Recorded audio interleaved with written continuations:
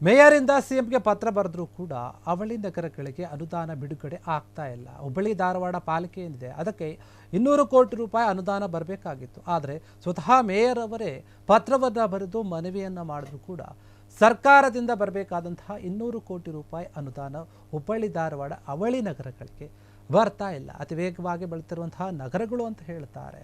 ಜೊತೆಗೆ ಪಾಲಿಕೆಗಳು ಏನಿದೆ, ಈ ಪಾಲಿಕೆ ರಾಜ್ಯದಲ್ಲಿ 2ನೇ ಒಂದು ದೊಡ್ಡ ಮಹಾನಗರ ಪಾಲಿಕೆ ಅಂತ ಹೇಳಲಾಗ್ತಾ ಇದೆ. ಆದರೆ ಇದು ಹೆಸರಿಗಷ್ಟೇ ದೊಡ್ಡ ಪಾಲಿಕೆ, ಯಾವುದೇ ಒಂದು ಅನುದಾನ ಬಿಡುಗಡೆ ಆಗ್ತಾ ಇಲ್ಲ. ಈ ರೀತಿಯಾಗಿ ಅನುದಾನ ಬಿಡುಗಡೆ ಆಗದೇ ಇದ್ದರೆ ನಾವು ನಗರವನ್ನು ಅಭಿವೃದ್ಧಿ ಮಾಡೋದು ಹೇಗೆ?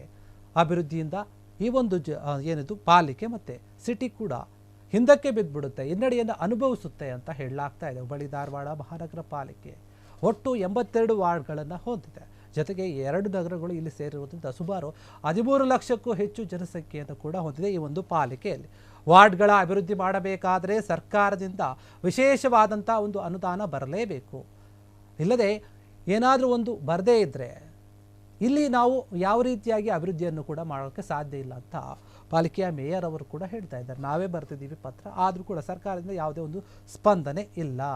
ಬಾಕಿ ಉಳಿದಿರುವಂತಹ ಒಂದು ಅನುದಾನ ಏನಾದರೂ ಬಂದರೆ ನಾವು ಕೆಲಸವನ್ನು ಸರಿಯಾಗಿ ಮಾಡ್ತೀವಿ, ಪಾಲಿಕೆಯ ಅಭಿವೃದ್ಧಿಯನ್ನು ಮಾಡ್ತೀವಿ, ನಗರದ ಅಭಿವೃದ್ಧಿಯನ್ನು ಮಾಡ್ತೀವಿ ಅಂತ ಹೇಳಲಾಗ್ತಾ ಮೇಯರ್ ಆಗಿರುವಂತಹ ಜ್ಯೋತಿ ಪಾಟೀಲ್ ಅವರು ಈ ಒಂದು ಮಾಹಿತಿಯನ್ನು ಹೇಳಿದ್ದಾರೆ. ಸಿಎಂಗೆ ಪತ್ರ ಬರೆದರೂ ಕೂಡ ಯಾವುದೇ ರೀತಿಯಾಗಿ ಅನುದಾನವನ್ನು ಕೊಟ್ಟಿಲ್ಲ, ಇನ್ನೂ ಬಂದಿಲ್ಲ, ವೆಯ್ಟ್ ಮಾಡ್ತಾ ಇದ್ದೀವಿ ಅಂತ ಹೇಳ್ತಾ ಇದ್ದಾರೆ. ಆಗಮಿಸಿದಂಥ ನಮ್ಮ ಸನ್ಮಾನ್ಯ ಮುಖ್ಯಮಂತ್ರಿ ಅವರ ಒಂದು ನಾವೇನು ಮನವಿಯನ್ನು ಕೊಟ್ಟಿದ್ದೀವಿ ಅವರಿಗೆ, ನಮ್ಮ ಮಹಾನಗರ ಪಾಲಿಕೆಯಿಂದ ನಮ್ಮ ಸರ್ಕಾರದಿಂದ ನ್ಯಾಯಯುತವಾಗಿ ಬರಬೇಕಾದಂಥ ಅನುದಾನವನ್ನು ತಾವು ಕೂಡಲೇ ಅದನ್ನ ಕೊಡಬೇಕಂತೇಳಿ ನಾನು ಅವರಿಗೆ ಮನವಿಯನ್ನು ಮಾಡಿದ್ದೀನಿ. ಅದೇ ರೀತಿ ಪಾಲಿಕೆಗೆ ವಿಶೇಷ ಅನುದಾನಗಳನ್ನು ಸಹ ಕೊಡುವಂಥ ನಿಟ್ಟಿನಲ್ಲಿ ನಾನು ಅವರಿಗೆ ಮನವಿಯನ್ನು ಮಾಡಿದ್ದೆ. ಸೊ ಹಾಗಾಗಿ ಏನು ನಮ್ಮ ನ್ಯಾಯಯುತವಾಗಿ ಬರಬೇಕಾದಂಥ ಹಣ ಇತ್ತು ಅಥವಾ ಅನುದಾನ ಇತ್ತು, ಅದು ಇನ್ನೂವರೆಗೂ ಬಂದಿಲ್ಲ. ಸಾಕಷ್ಟು ಸಾರಿ ಮನವಿಯನ್ನು ಮಾಡಿದ್ದೇವೆ ನಾವು, ಆದರೆ ಬಂದಿಲ್ಲ. ಹಾಗಾಗಿ ನಾವು ಒಂದು ಸಾಂಕೇತಿಕವಾಗಿ ನಮ್ಮ ಅವರು ಇಲ್ಲಿ ಬಂದಿದ್ದಾಗ ಮನವಿಯನ್ನು ಕೊಟ್ಟಿದ್ದೇವೆ. ಮತ್ತು ಅದೇ ರೀತಿ ನಾನು ಮೊನ್ನೆ ನಮ್ಮ ಎಲ್ಲ ಹಿರಿಯ ನಾಯಕರಿಗಾಗಲಿ ಮತ್ತು ನಮ್ಮ ವಿರೋಧ ಪಕ್ಷದವ್ರಿಗಾಗಲಿ ಎಲ್ಲರಿಗೂ ನಾನು ಮಾತಾಡಿದ್ದೇನೆ. ನಾವು ನಿಯೋಗವನ್ನು ತೆಗೆದುಕೊಂಡು ಹೋಗಿ ಇನ್ನೊಮ್ಮೆ ಅವರಿಗೆ ನಾವು ಮನವಿಯನ್ನು ಸಲ್ಲಿಸೋಣ ಅಂತ ಹೇಳಿ. ಮತ್ತು ವಿಶೇಷ ಅನುದಾನ ಪಾಲಿಕೆಗೆ ಕೂಡಲೇ ಬಂದರೆ ಅದು ಅನುದಾನ ಅನುಕೂಲ ಆಗ್ತೈತೆ ಅನ್ನೋ ದೃಷ್ಟಿನಲ್ಲಿ ಅಭಿವೃದ್ಧಿ ಪರ ಆಗ್ಬೋದು, ಅಥವಾ ನಮ್ಮ ಏನು ಈಗ ಅಭಿವೃದ್ಧಿ ಆಗುವಂಥ ಕೆಲಸಗಳಲ್ಲಿ ಏನು ಕುಂಠಿತ ಆಗ್ತಾಯಿದೆ ಅವುಗಳನ್ನು ನಾವು ಕಂಪ್ಲೀಟ್ ಮಾಡಲಿಕ್ಕೆ ಅನುಕೂಲ ಆಗ್ತದೆ ಅಂತಂತ ಹೇಳಿ ನಾನು ಅವರಿಗೆ ಮನವಿಯನ್ನು ಕೊಟ್ಟಿದ್ದೇನೆ. ಅವರು ಮನವಿಯನ್ನು ಸ್ವೀಕರಿಸಿದ್ದಾರೆ. ಮುಂದೆ ಕಾದು ನೋಡೋಣ. ಅದರಲ್ಲಿ ಏನಿದೆ ಅಂತಂದರೆ ನಮ್ಮ ಒಂದು ಏನು ಪೆನ್ಷನ್ ಬರೋದಿತ್ತು ಅದರದ್ದು ಒಂದು ಮೆನ್ಷನ್ ಮಾಡಿದ್ದೇನೆ ನಾನು. ಆಮೇಲೆ ನಮ್ಮದು ಸ್ಯಾಲರಿಗೇನು ಕೊಡಬೇಕಿತ್ತು ಅದನ್ನು ವೇತನದ್ದು ಮಾಡ್ತೀವಿ. ಹಾಗಾಗಿ ಸಾಕಷ್ಟು ಒಂದು 10 ನಾವು ಪಾಯಿಂಟ್ಗಳನ್ನ ಮಾಡಿ ಅವರಿಗೆ ಆಯಾ ಹೆಡ್ನಲ್ಲಿ ಯಾವುದು ನಮ್ಗೆ ಪೇಮೆಂಟ್ ಬರಬೇಕು ಅಥವಾ ಬಂದಂಥ ಕಂಪ್ಲೀಟ್ ನಾವು ಅವರು ನಮ್ಗೆ ಏನು ಬಿಡುಗಡೆ ಮಾಡಿದಂಥ ಅನುದಾನದಲ್ಲಿ ಎಷ್ಟು ನಮ್ಗೆ ಕೊಟ್ಟಿದ್ದಾರೆ, ಅದರಲ್ಲಿ ಎಷ್ಟು ಬಾಕಿ ಇದೆ ಅದನ್ನು ಸಹ ನಾನು ವಿವರವಾಗಿ ಕೊಟ್ಟಿದ್ದೇನೆ. ಕಲಬುರಗಿ ನಗರದ ಫಿರ್ದೋಸ್ ಕಾಲೋನಿಯಲ್ಲಿ ಮನೆಯೊಂದಕ್ಕೆ ಕನ್ನವನ್ನು ಹಾಕಿದ್ದಾರೆ ಕದಿಬರು. ಮನೆಯ ಬೀಗವನ್ನು ಮುರಿದು ನಗದು ಚಿನ್ನಾಭರಣವನ್ನು ದೋಚಿ ಲಕ್ಷಾಂತರ ರೂಪಾಯಿಯ ಮೌಲ್ಯದ ಒಂದು ವಸ್ತುಗಳನ್ನು ಕೂಡ ದೋಚಿರುವಂತಹ ಘಟನೆ ನಡೆದಿದೆ. ವಾರ್ಡ್ ನಂಬರ್ 15 ಫಿರ್ದೋಸ್ ಒಂದು ಕಾಲೋನಿ ಏನಿದೆ ಆ ಮನೆಯ ಬೀಗವನ್ನು ಮುರಿದು 3 ಲಕ್ಷ ಹಣ ಮತ್ತು ಚಿನ್ನಾಭರಣವನ್ನು ಕೂಡ ಕಳ್ಳತನ ಮಾಡಿದ್ದಾರೆ. ಈ ಕಳ್ಳರು ಕಳ್ಳತನ ಮಾಡುವಂತಹ ದೃಶ್ಯಗಳನ್ನು ವಿಡಿಯೋವನ್ನು ಕೂಡ ಸೆರೆ ಹಿಡಿದಿದ್ದಾರೆ. ಮತ್ತು ಈ ಬಗ್ಗೆ ವಿಶ್ವವಿದ್ಯಾಲಯ ಪೊಲೀಸ್ ಠಾಣೆಯಲ್ಲಿ ಪ್ರಕರಣ ಕೂಡ ದಾಖಲಾಗಿದೆ.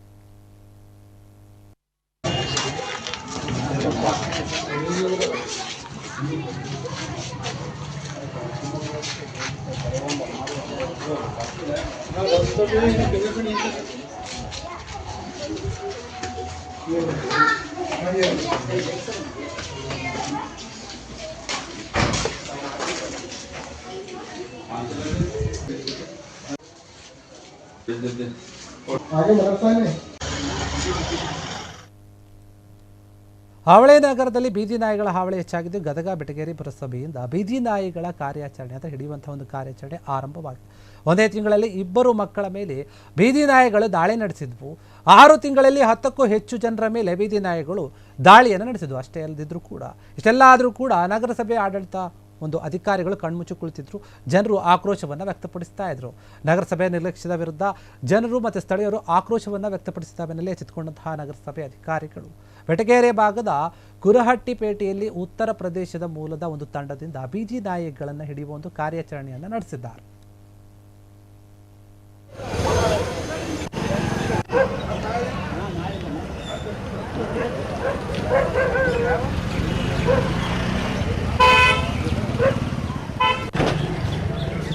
ಒಂದು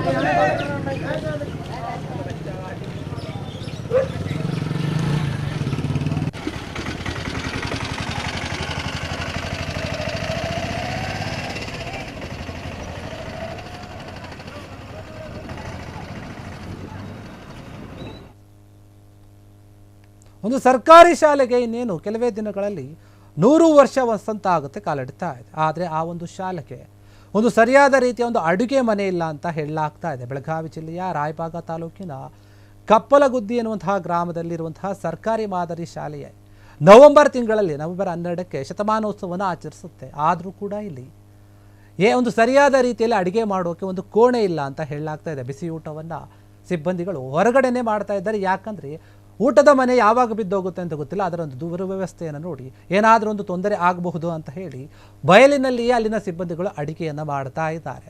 ಕುಪ್ಪಲಗುದ್ದಿ ಗ್ರಾಮ ಒಂದು ಏನು ಸರ್ಕಾರಿ ಶಾಲೆಯಲ್ಲಿ ಈ ರೀತಿಯ ಒಂದು ಅವಸ್ಥೆ ಇದೆ. ಯಾರಾದರೂ ಸಂಬಂಧಪಟ್ಟ ಅಧಿಕಾರಿಗಳು ಇದನ್ನು ಸರಿ ಮಾಡಿಕೊಡಿ ಅಂತ ಕೇಳಿದ್ರೆ ಯಾರು ಕೂಡ ತಲೆ ಕೆಡಿಸ್ಕೊಳ್ತಾ ಇಲ್ಲ. ಹೀಗಾಗಿ ನಾವು ಹೊರಗಡೆನೇ ಅಡುಗೆಯನ್ನು ಮಾಡ್ತಾ ಇದ್ವಿ ಮಕ್ಕಳಿಗೆ ಅಂತ ಹೇಳಲಾಗ್ತಾ ಇದೆ. ಗ್ರಾಮ ಪಂಚಾಯತಿ ಸದಸ್ಯರು ಅಧ್ಯಕ್ಷರು ಯಾರೂ ಕೂಡ ಇದರ ಬಗ್ಗೆ ತಲೆ ಕೆಡಿಸ್ಕೊಳ್ತಾ ಇಲ್ಲ. ಮಧ್ಯಾಹ್ನದ ಬಿಸಿ ಊಟ ನಾವು ಇಲ್ಲೇ ಮಾಡ್ತೀವಿ ಅಂತ ಸಿಬ್ಬಂದಿಗಳು ಅಡುಗೆಯನ್ನು ಹೊರಗಡೆನೆ ಮಾಡ್ತಾ ಇರುವಂಥದ್ದು.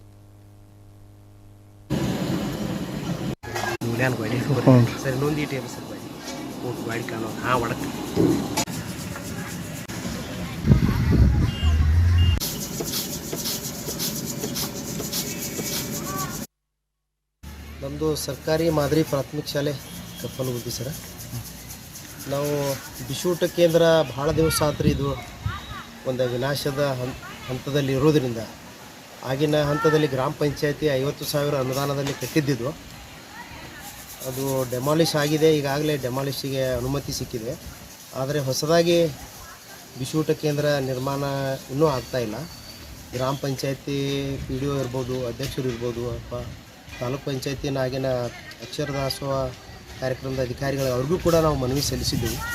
ಈವರೆಗೂ ಯಾರೂ ಅದನ್ನು ಅವ್ರ ಕಡೆ ಗಮನ ಇಲ್ಲ. ಮತ್ತು ಭೋಜನಾಲಯನೂ ಮಂಜೂರಾಗಿತ್ತು ನಮ್ಮ ಶಾಲೆಗೆ, ಭೋಜನಾಲಯನೂ ಆಗಲಿಲ್ಲ.